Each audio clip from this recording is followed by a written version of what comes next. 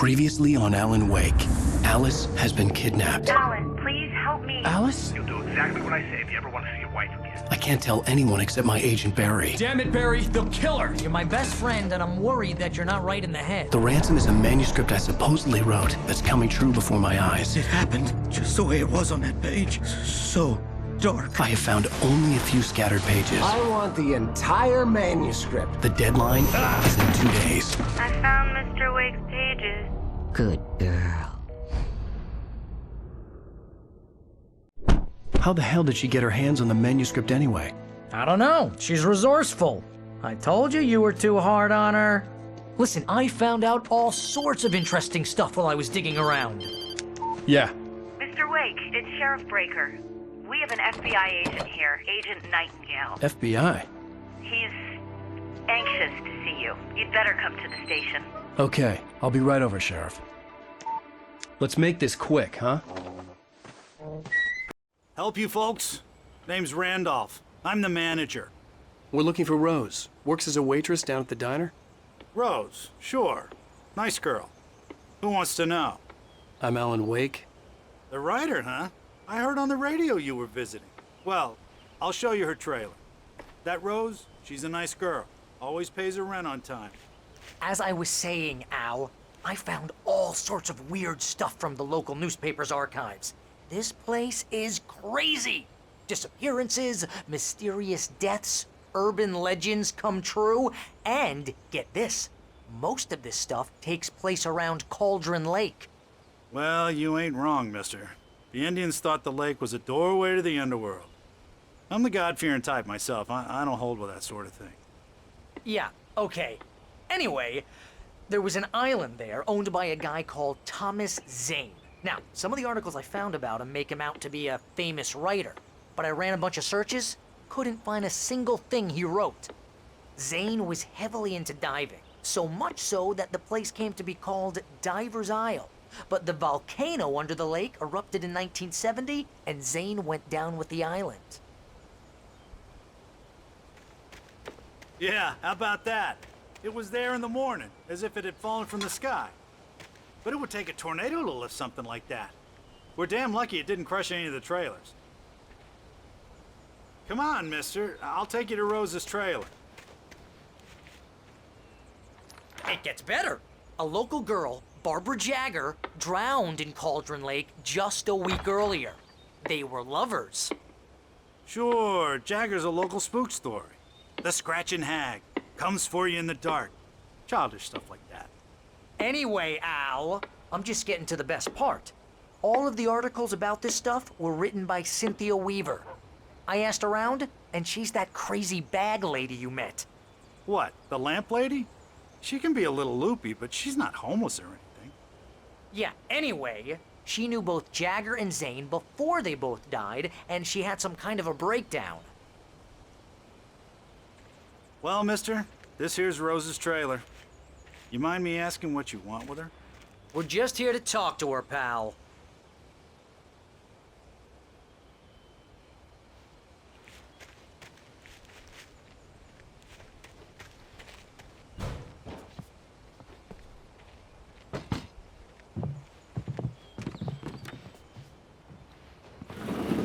Welcome to...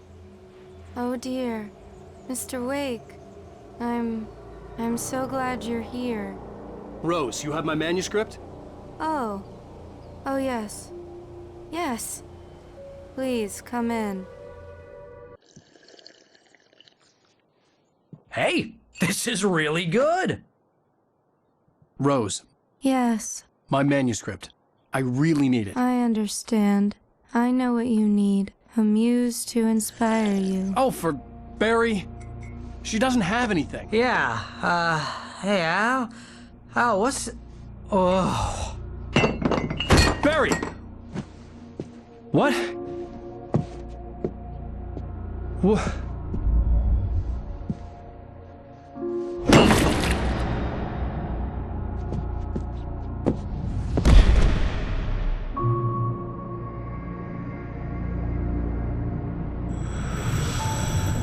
It's coming for you, hiding in my barber's skin. I'm too weak to stop it. You must turn the lights on.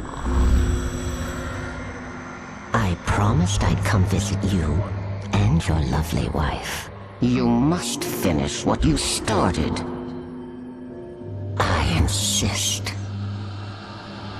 You must turn the lights on. Turn the light on. Back to work, boy.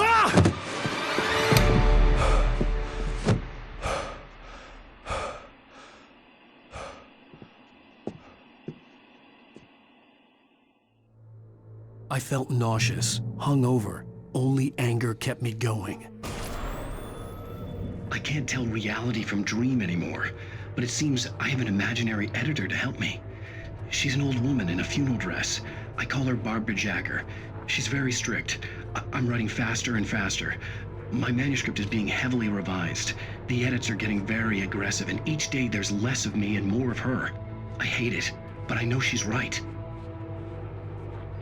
She promises me I can save Alice this way. She knows more of this than I do.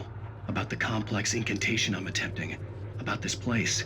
She's worked with another writer under similar circumstances, Thomas Zane. The genre of the story seems to be shifting. It's turning into a horror story. I'm getting close. I can feel it.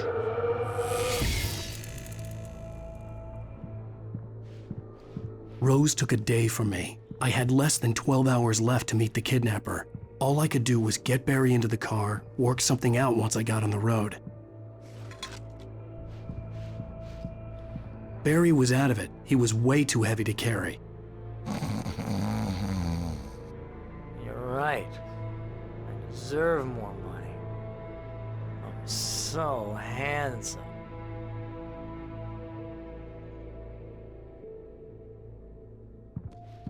Welcome to the Oh Dear Diner. What can I get you today? Coffee? I couldn't work up much hate for Rose. Something had used her to get to me and left its mark. First refill is free.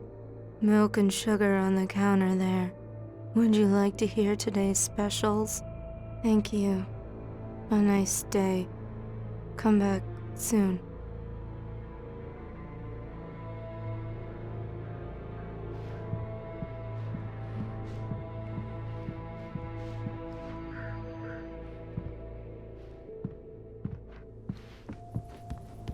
My gun and flashlight were gone.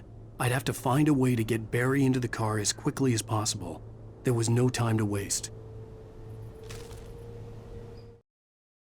Mr. Randolph liked Rose. That little smile she had. How she was still sweet when life had tried so hard to make her bitter. It wasn't any of his business what she did in her trailer. But those strangers, the writer and his smart-ass sidekick, looked like trouble. And they'd been in there for hours, way past her normal bedtime. He reached for the phone and called the sheriff's station. I just stepped outside to catch a breath of fresh air. Let me tell you, the weather's getting heavy. Nights like this make me especially glad I'm here talking to you and not home in bed. Once the weather takes a turn like this, I can't sleep at all. It's all tangled bed sheets and dark thoughts, punctuated by the occasional plunge into nightmare. Is it just me? Well, perhaps it is. But I hope I can make the night a little bit easier to get through. Caller, you're on KBF FM. Hey, Pat, it's Walt Snyder. What's on your mind, Walt? Well, I am the way you are, but, I can't sleep either, you know? I just been staring out the window here, trying to make sense of it all, but, I ain't been drinking either, you know? Well, you sound like a man with a problem, Walt. I had argument with Danny. You know, Danny, and, then I got in trouble with the law, you know, and, I'm just, well... I heard something like that, Walt. Yeah, well, you know, Danny's my best friend, and, they let me out on bail today. And now I'm just alone here at the window, you know, waiting. Man, and there's something in the air tonight, man. I was was just outside looking up at the sky above our broadcast tower thinking the same thing. What are you waiting for, Walt? I don't know. Something's gonna happen. I think I better go. Well, Walt, maybe... No, thanks, Pat. Well, good luck to you, Walt. Hang in there. Let's take a little break, folks. This weather's really something else, huh?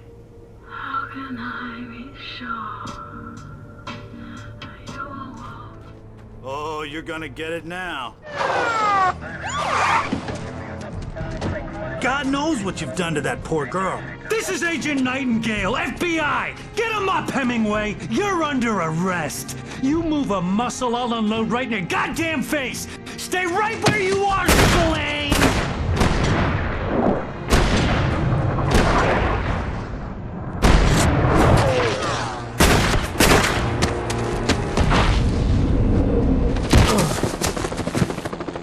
What are? I'm standing right here, you goddamn maniac!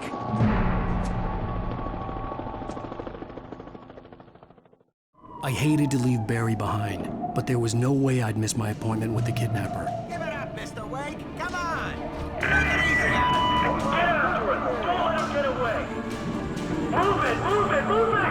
I'll have your shot if you let him get away.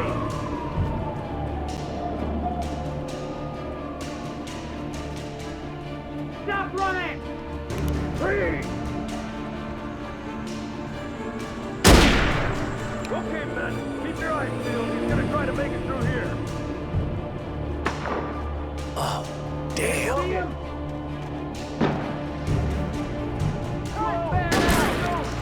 Stop! I'm on the way. Keep an eye out. He's gone. Come on, guys. We need to head him off.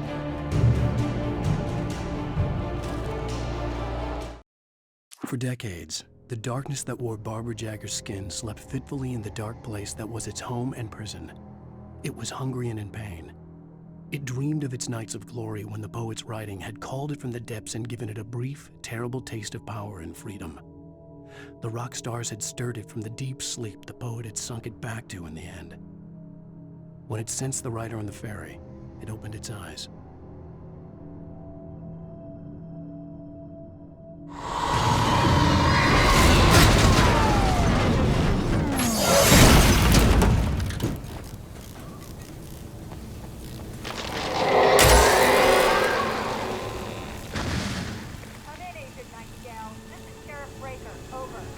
Nightingale, over. What on earth is going on? My deputies tell me you fired at Wake and he didn't have a gun. You almost hit a civilian instead. Over.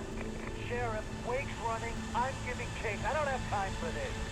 Well, make the time. You can't just go shooting at people in my town. Over.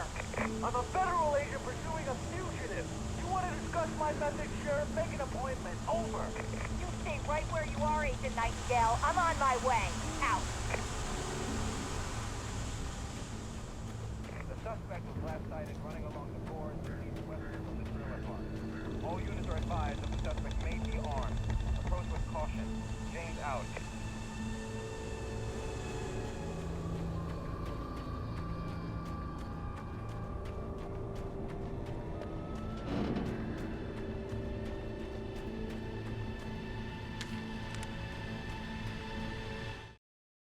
Rose didn't know how the strange old lady got in her trailer, and she looked wrong somehow. The woman showed her teeth in an approximation of a smile and traced a finger down Rose's cheek. "Pretty girl," she said. Rose felt as if she was falling asleep, but her knees didn't buckle. The crone spoke in a whisper, her words ice cold and dark in Rose's ear.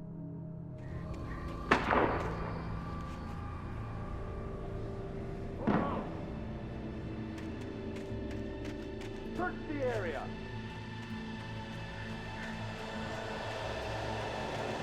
Stay sharp. This way. Over here. Hey, who's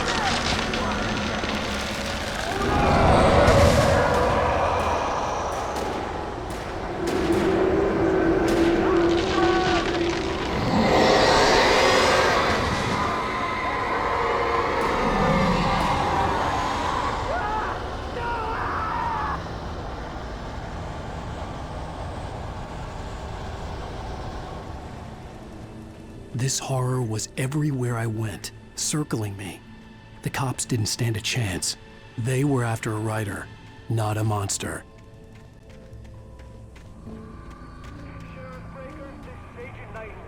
I've lost contact with most of the men you assigned to me. It's Wake's doing. Wait, are you seriously telling me that geek writer just took out my deputies? Are you kidding? I mean, have you seen this guy? He wears a tweed jacket. Over. He's the guy we're chasing. If it's not him, who then? Bigfoot? Over. I don't know yet, but I'm not in the habit of jumping to conclusions. That tends to come back and bite you in the ass. Out.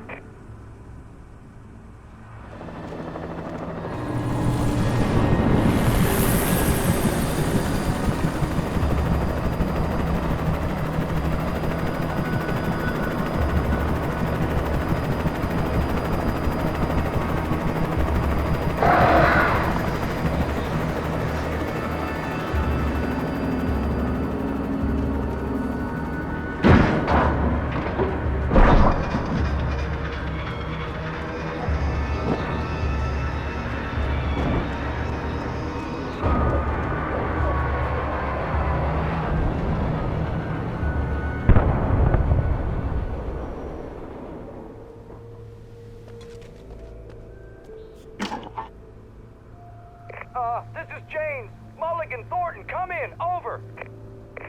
Thornton here. James, we got both Wheeler and Rose in custody. They didn't put up a fight or anything. Why, they were... Hey, Mulligan, what are you doing? Come on. Sit down and give me that. James, Mulligan here. Over. Go ahead, Mulligan. Over. We got Wheeler and Rose here. Wheeler's drunk or hopped up on something. Speaking of which, that Fed had a pretty distinctive whiff of Otis Scotch about him, if you know what I mean. Over. I don't have anything on that, Deputy Mulligan. Over. Well, whatever. Anyway, Rose is just being plain weird here. You better get Doc in to take a look at both. Over. Gotcha. You better get them here quickly. The, Fed's gonna want to interview Wheeler. Over. Oh, yeah, I'll bet he does. Looks like they have a lot in common. Mulligan out.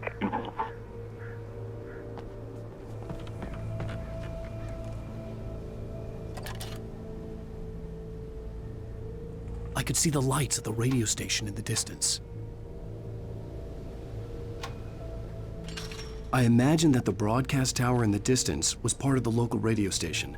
Maine seemed like a decent guy. Perhaps he could give me directions to the coal mine.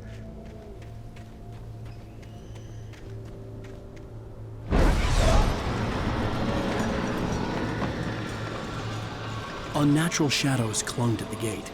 The darkness that was after me was trying to stop me. I wouldn't get through without a light.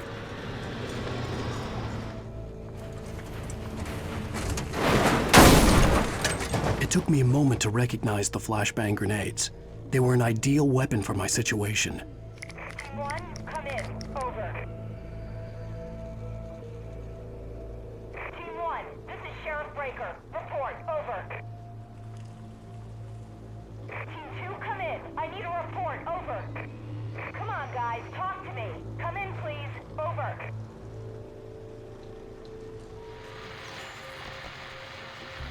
And here's another call. You're on KBF-FM with Pat Maine. It's Milt Peabody, Pat. What's on your mind, Milt?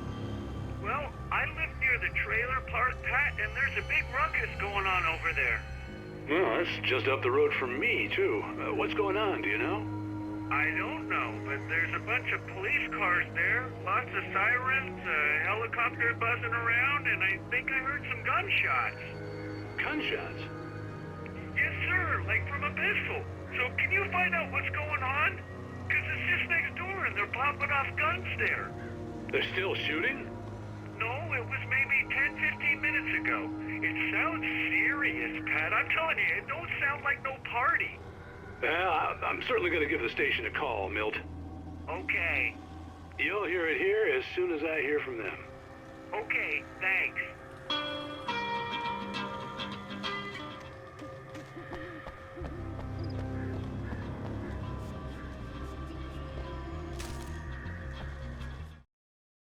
Touched by the dark presence, Rose was lost in a dreamland where everything was drawn in black and gray crayons. The old lady had promised her that all her wishes would come true. She would be Alan Wake's muse. She was smiling so hard it hurt her face.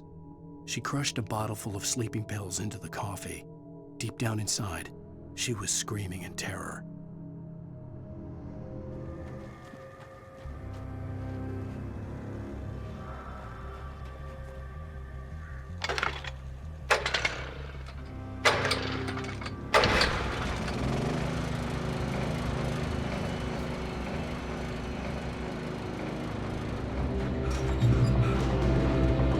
I hoped Maine could lend me a car to get to the coal mine. Oh, hello, Lorna. What do you have for us? Well, I just don't see why the cops bothered with the trailer park. What do you mean? It's a trailer park. Of course you're going to have trouble in a place like that. I mean, what do you think? For those people. Well...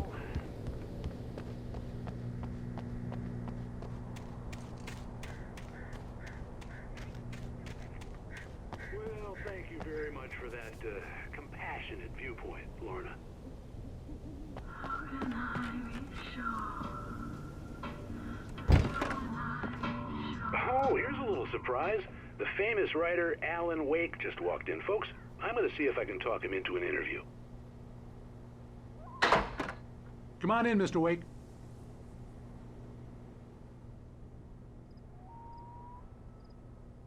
It looks like... Oh, I'm so glad you could find the time to do this, Mr. Wake. Nowhere to run now, Dan Brown. You back away from me. Don't hurt it. Whoa. Everyone calm down. Put the gun down. We're all friends here, right? Cool your jets, Nightingale. We got him. Judas Priest! What the hell's the matter with you? There's a civilian in there.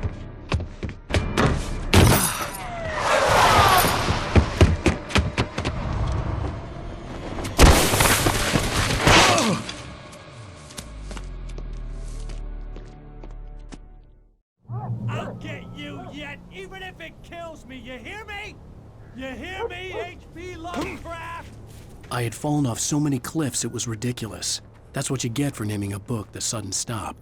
It was probably good I hadn't had the chance to tell Maine where I was going. I'd have to lose the cops and find my own way to the mine.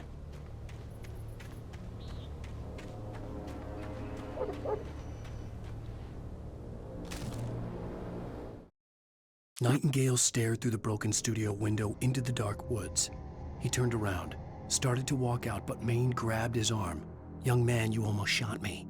You don't shoot off rounds at people like that. What's the matter with you?" Nightingale shook his arm free, marched out.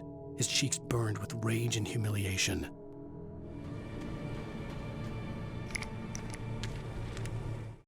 Danny had stepped out, but what stumbled back in was something else, something alien, a monster. Walter tried to kill it, first with his fists, then a chair. It wouldn't die. Instead, it kept coming, unaffected by the beating it had taken. After Walter managed to kick it down the cellar stairs, fear took over. He ran, got behind the wheel, gunned the engine. The booze wouldn't make him forget, but he knew he had to try.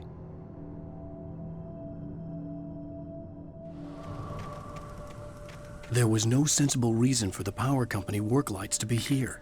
It was almost as if they'd been left for someone like me to use.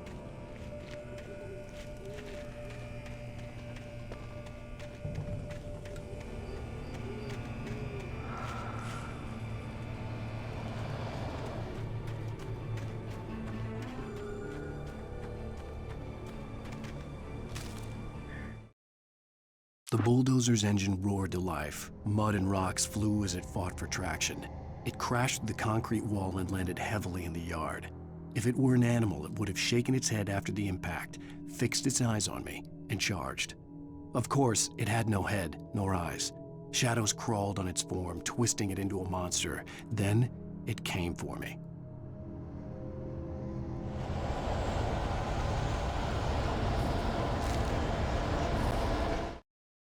Sarah trusted her gut, and her gut said Agent Nightingale was an asshole.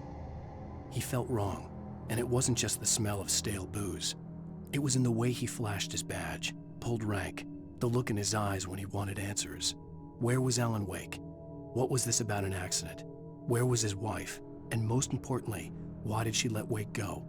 He wouldn't answer her questions. Federal business was all he'd say.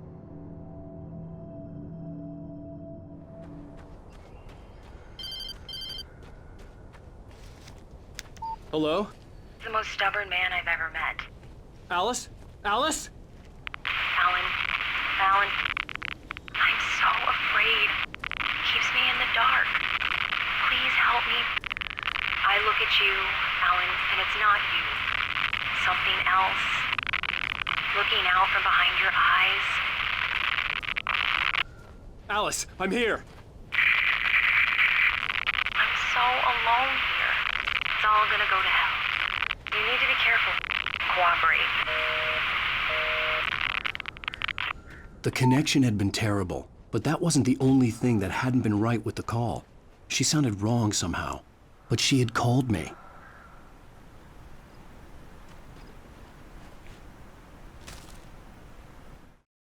The pipe wrenched itself loose from the bridge's steel framework. Wrapped in darkness, it floated in midair, twitching. For a moment, I didn't understand what I was looking at. The heavy object lurched at me with impossible force.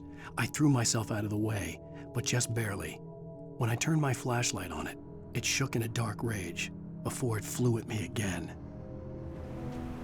I could see a railway bridge up ahead and a warehouse of some sort on the opposite shore. I hoped I could find a car from there. The darkness that was pursuing me was growing stronger, and it was taking over everything in its path. What the hell?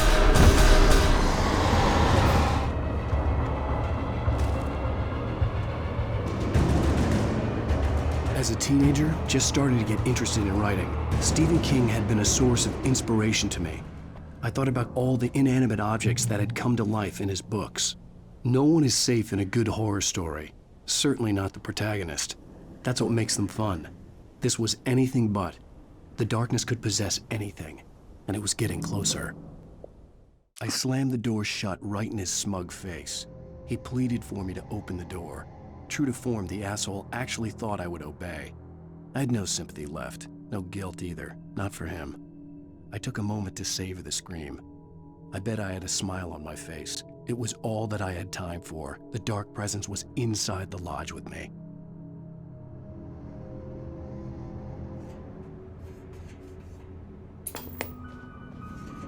We take the facts of our existence for granted, unaware that they are merely a thin veneer of desperate self-delusion, covering a vast cosmos of madness and horror.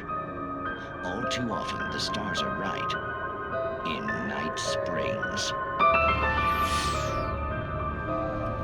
Tonight's episode, a family occasion. Journalist Alvin Derleth's trip to study the local customs of an insular community in Night Springs has been less than successful. Until tonight. Well, I'm glad you changed your minds about this. Ancient customs, local mythology. My editor loves this kind of stuff. Well, Mr. Derleth, we don't want to feel like we're on exhibition, but you have demonstrated the seriousness of your intent. Oh, I am serious. Really, just do your thing. I'll stay out of your way and observe. Actually, I thought you could assist us. I'm afraid we are a man short. It would provide you with an intimate perspective. Could I really? Of course, Mr. Derleth. Well, I guess that's the least What would I have to do? Oh, here. Let me show you with a kiss.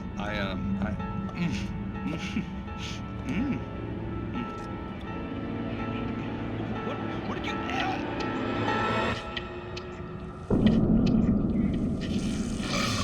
Oh, Mr. Derleth, you have well pleased Nixie Perka, the dweller in flesh.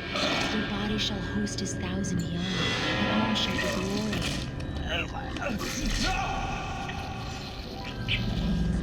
Shh, darling, be calm. Shh.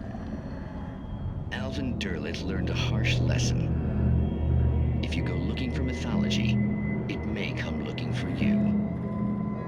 And such quests always bear fruit. Night Springs.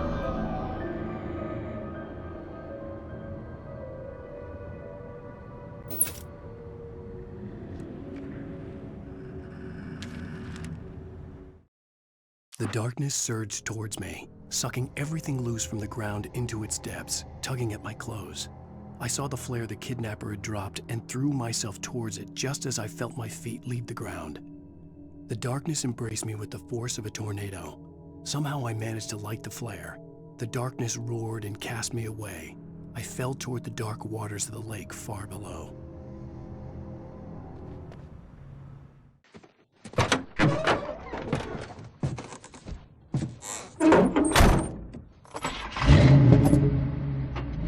I had never been this glad to see the sunrise. I had a couple of hours to get to the coal mine.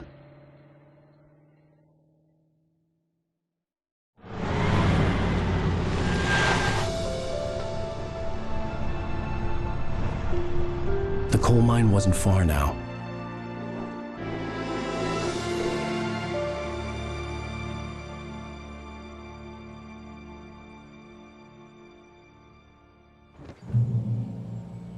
Today, I would meet the kidnapper, and he would give me Alice. I wouldn't give him any other choice. A drowning man will clutch at a straw.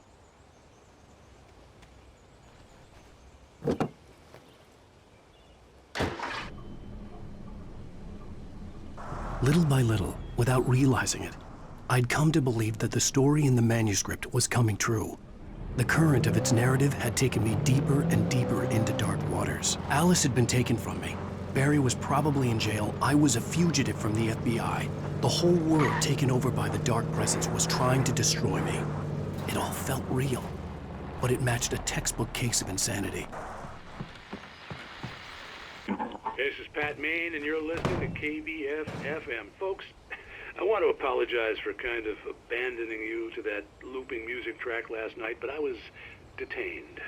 You see, I encountered a big-shot G-man with an itchy trigger finger who could use a lesson in manners and a boot in the ass, not necessarily in that order either. Now, folks, I know I'm not being very informative here, and I apologize for that. I really should just keep quiet, but I'm just so peeved right now, because some people just shouldn't be carrying badges. I'm just glad that our Sheriff Breaker was there to straighten things out. And if someone I met last night is listening, let me just say, I'm sorry if my mouth got you in trouble. I'm pretty sure you're not the bad guy here. Godspeed, son. I hope you know what you're doing. Now, on a lighter note, I'll be talking to Dr. Nelson all morning. But first, a little music.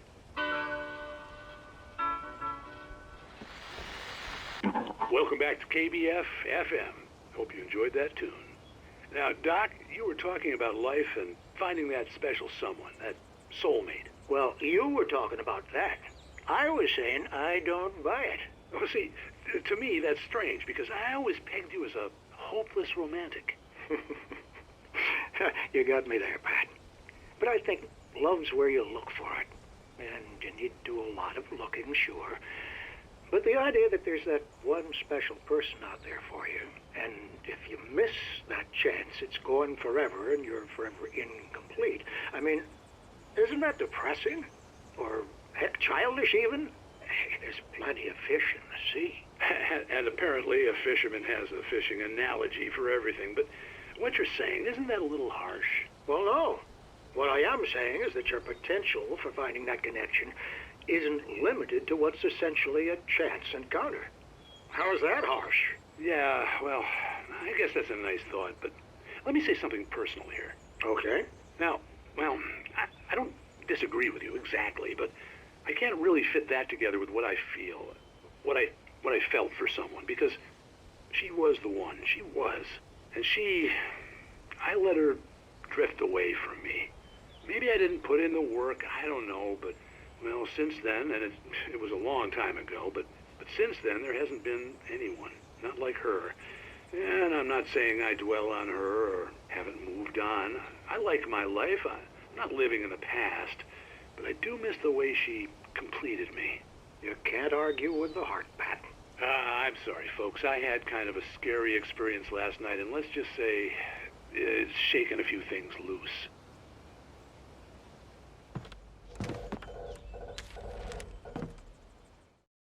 For Mott, spying on the writer on the ferry had been a disappointment.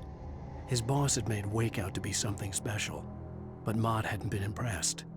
He'd gotten a good long look at the wife, though, and he liked what he saw. Mott had fantasized about goading Wake into a fight, but it hadn't happened.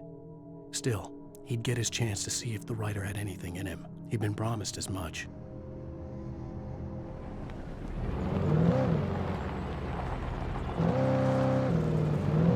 I was early. I was supposed to meet the kidnapper at noon in the main building. The coal mine was quiet. It was a museum now.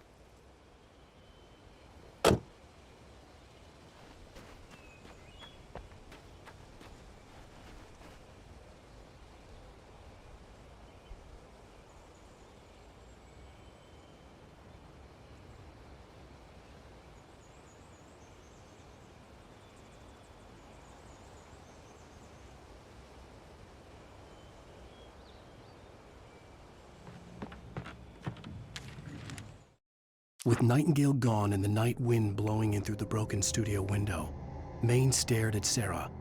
The sheriff looked away. Maine's voice shook with barely controlled anger. That boy's doing more drinking than thinking. I hope you know what you're doing, Sarah. He's got a sickness in his eyes. You take my word for it. He wants Wake for a reason, and it's not for anything good.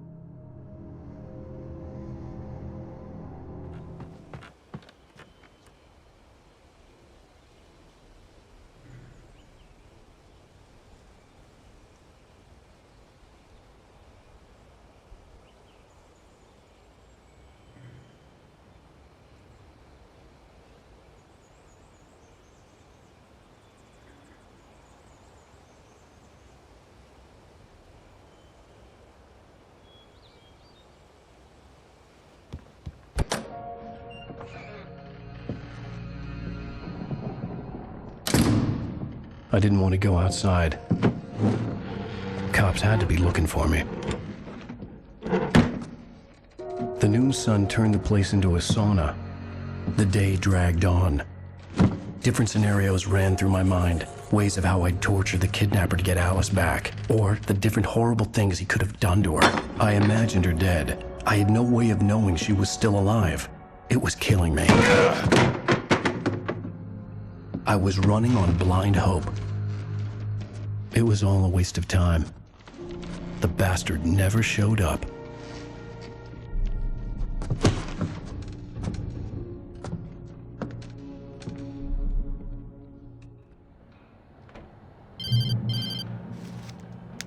Wake! Where the hell are you? Change of plans. You know where Mirror Peak is? It's a big mountain north of where you are. You follow the path from the mine, you can't miss it. There's a lookout point there. I'll be waiting. I'm through being jerked around by you. You want to see your wife alive? Because if you do, you better watch what you say to me. Do we understand each other? I want to talk to Alice. Yeah, and I want the manuscript. Don't keep me waiting, Wake. Hello? Hello! Ah! I'm gonna kill him! I had to get to Mirror Peak.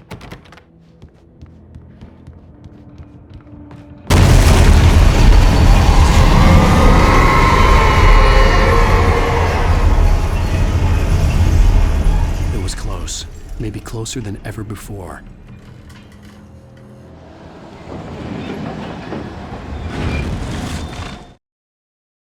When Thomas Zane fell for Barbara Jagger, it happened fast. She was young, vibrant, and beautiful, full of life. He had never been a very happy man, and without any seeming effort, she had changed all that. Zane felt good for the first time in his life. Everything she did was another piece of a jigsaw puzzle he hadn't even known he'd been missing.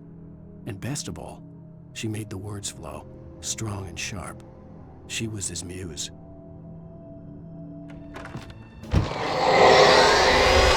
What the hell?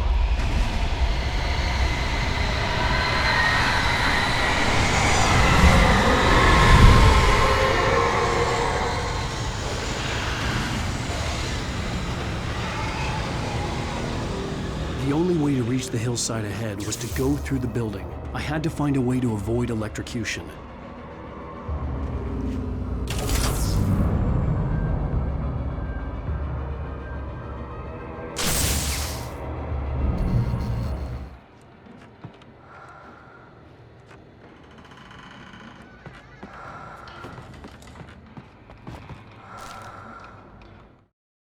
Some of the taken retained echoes of their former selves, but these were just the nerve twitches of a dead thing. Nothing remained but a shell covered and filled with darkness. In most cases, these puppets were enough for the purposes of the dark presence. But for anything more elaborate, as with the writer, it was different. It needed his mind. And so rather than taking him over completely, it merely touched him.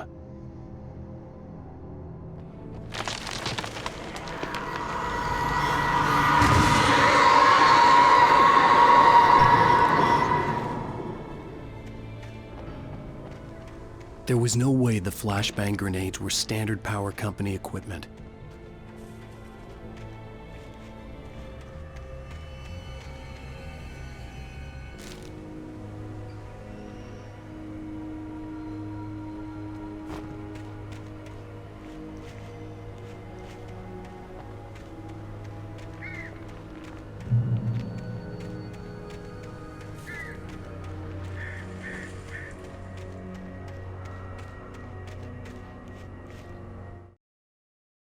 I stared through the bars of the jail cell. Barry stood behind me, swaying on his feet, looking as ill as I felt. Agent Nightingale stood on the other side of the bars with Sheriff Breaker. Nightingale had a stack of manuscript pages in his hand. He seemed unhinged as he gloated. "Well, I've got you now, Raymond Chandler. It's all here, all the evidence, including conspiracy to murder a federal agent." I had no real plan. I was going to give the kidnapper all the manuscript pages I had for Alice. If that wasn't enough, I'd hold him at gunpoint and make him talk.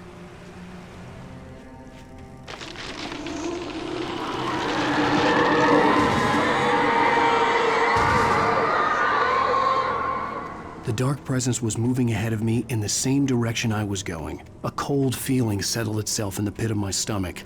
Was it going for Alice? The place was dead, a ghost town. Had been for decades, maybe a century.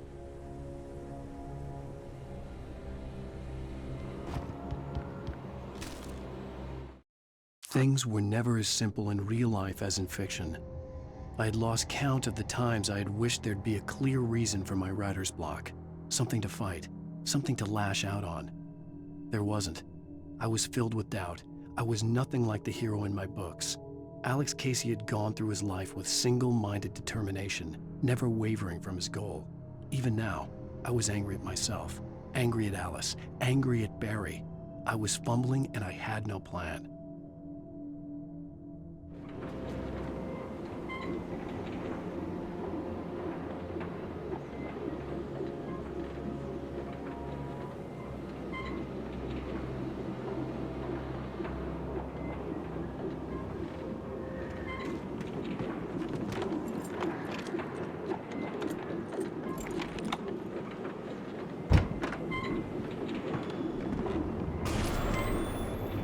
Anything outside of writing is a struggle. I feel ill. I managed to make my way downstairs. There's a shoebox filled with books and papers by Thomas Zane.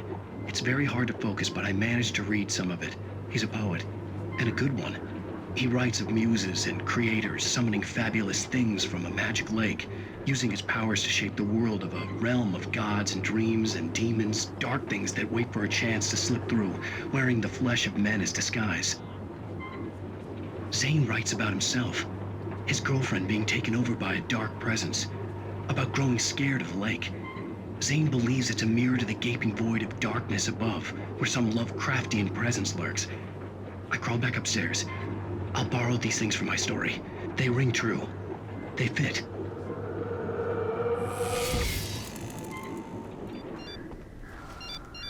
The kidnapper had sent me a text. The message was full of spelling errors and insults. It was telling me to hurry up. Birds.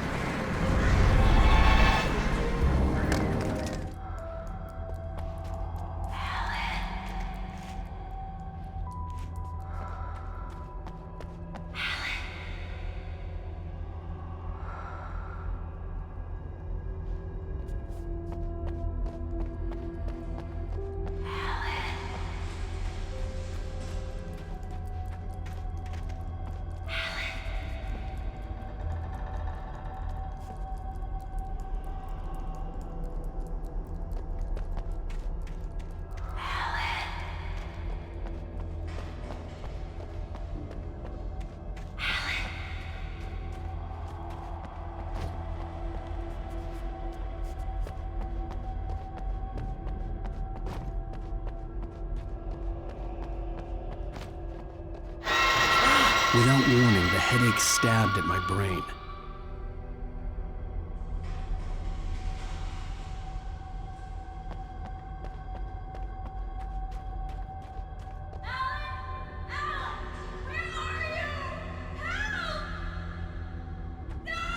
Alice? Alice?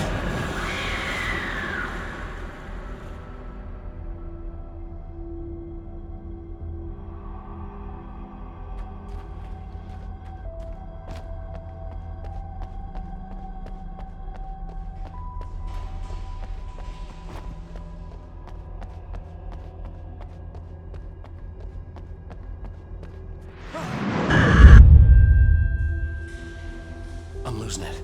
I gotta get out of here. The hunters were big, thick-set men, confident and at home in the woods. They were feeling good, running on beer, ghost stories, and camaraderie late into the night. It did them no good, as they were taken by the dark presence, sucked deep into a darkness far worse than any ghost story they ever told or heard.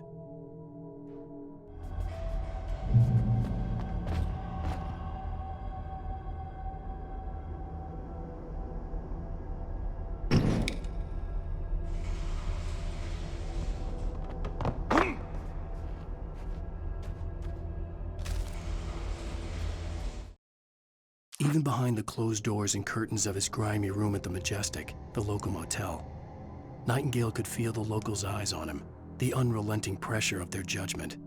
He forced it out of his mind. For all he knew, they could all be under Wake's spell already. You do what you have to do to get the job done. He took comfort from the bottle in his hand. Please, he thought, just let me get through this.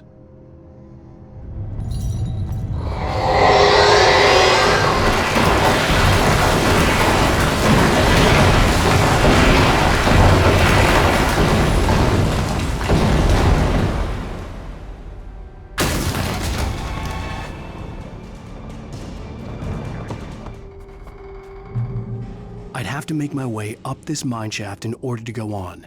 Maybe the machinery could help me with that.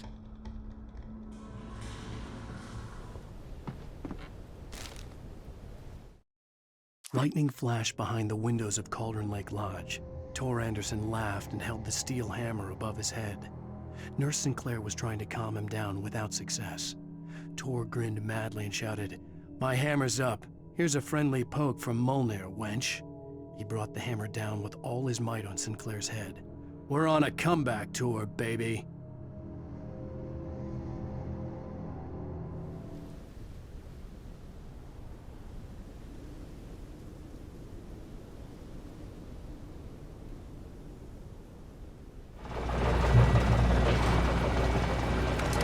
Oh, great. Another cable car. Just great.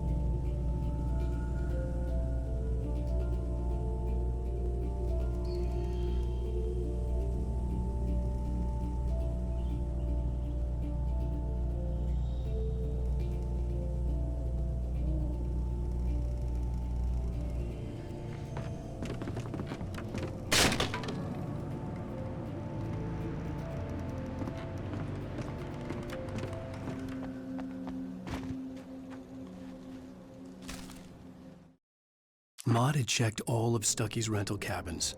There had been no sign of the Wakes. It was dark when he'd found their car parked at the end of the road by Cauldron Lake. It made no sense.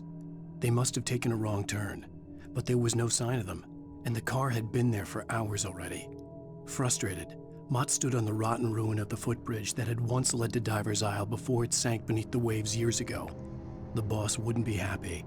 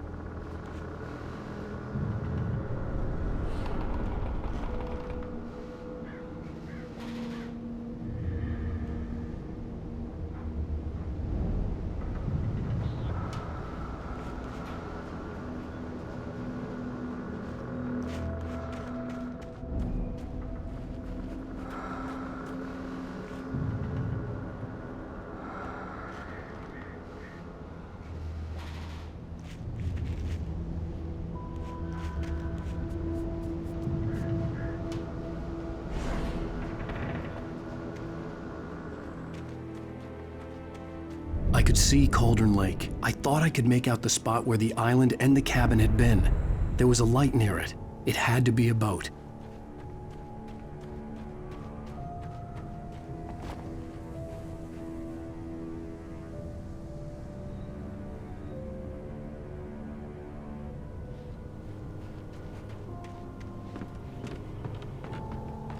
I was close now. I had to get there fast. I dreaded what I would find.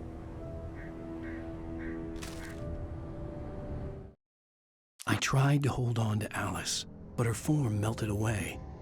I was losing control. Dr. Hartman stood in her place. I wanted to hit him, but my arms were jelly. He smiled. It was a reassuring smile, and I hated him for it. I had to give you a sedative. Don't fight it. You went through another rough period. Right now, it's very important that you stay calm. We don't want you to have another episode. You're a patient at my clinic. Have been for a while now. Wait! That you? Wait! Hey, I'm here! I'm coming! No! Get away! I'm sorry. Please, it's late. The boss didn't know who he was messing with. I didn't know. I swear, I didn't know. We don't have his wife. We don't know where she is. She's probably drowned. We just said we...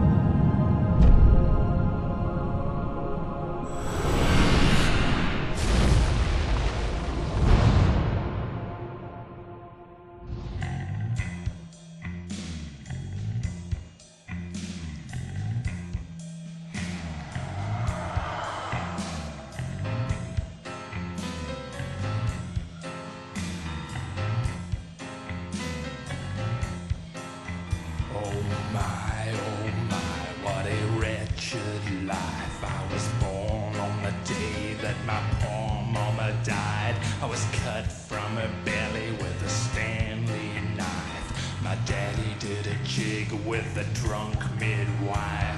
Who's that yonder all in flames, dragging behind him a sack of chains? Who's that yonder all in flames?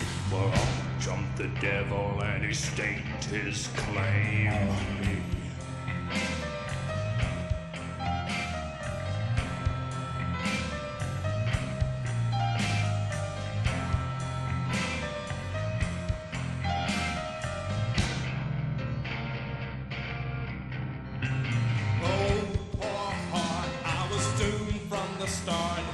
Doomed to play the villain's part. I was the baddest Johnny in the apple cart. My blood was blacker than the chambers of a dead nun's heart. Who's that milling around the courthouse steps? Nail on my face to the hitching fence. Who's that milling around the courthouse steps? Up jumped the devil and off we crept.